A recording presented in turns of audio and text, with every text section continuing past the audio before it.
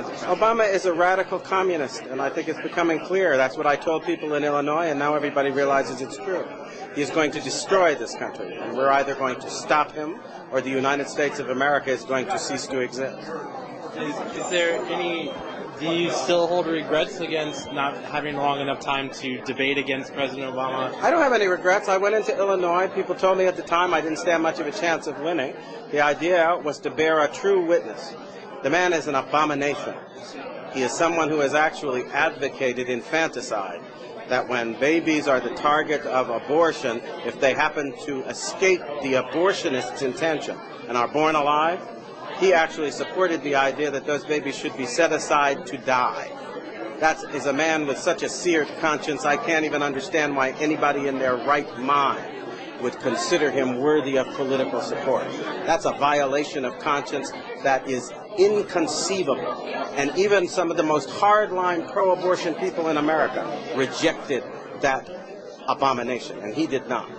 So what does tonight mean when President Obama is President of the United States? How does tonight play a role? That's another question. Is he President of the United States? According to the Constitution, in order to be eligible for president, you have to be a natural-born citizen.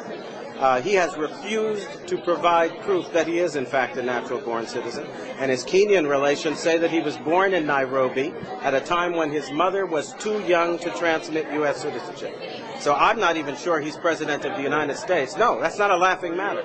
Neither are many of our military people now who are going to court to ask the question, do we have to obey a man who is not qualified under the Constitution? We're in the midst of the greatest crisis this nation has ever seen. And if we don't stop laughing about it and deal with it, we're going to find ourselves in the midst of chaos, confusion, and civil war. It's time we started acting like grown-ups. How could the policy that President Obama makes in the next couple of years affect activities like tonight? I'm sorry, the person you call President Obama, and I frankly refuse to call him that. Right. At the moment, he is somebody who is kind of an alleged usurper, who is alleged to be someone who is occupying that office without constitutional warrant to do so. And he's rushing forward with ideas like destroying our borders, an amnesty bill that will actually have the American taxpayer footing the bill for illegals to come to this country to live, to get housing, and to get everything they want. He is also somebody who has just announced a program that would essentially destroy the validity of existing mortgages and encourage everybody in the country to stop paying their mortgage because the government is going to pay it instead. This is insanity. It's as if we have put insane children and adolescents in charge of our government. And I think we need to ask simple questions. A couple of years ago, we were arguing over every penny in the United States budget, and it was quite clear we didn't have enough money to go around.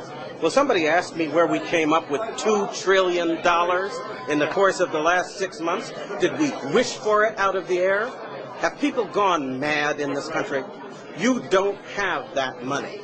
We are claiming that a bankrupt government can save a bankrupt banking system. Explain to me how that happens, because I think that's impossible. And the fact that we have just elected an individual who may or may not be qualified, and he presents silly ideas like this and says, let's move forward now, and we're all acting like the laws of economics have been repealed, and we can actually afford to foot the bill with money nobody's got. This is insane. It's got to lead to the collapse of our economy, and it's going to.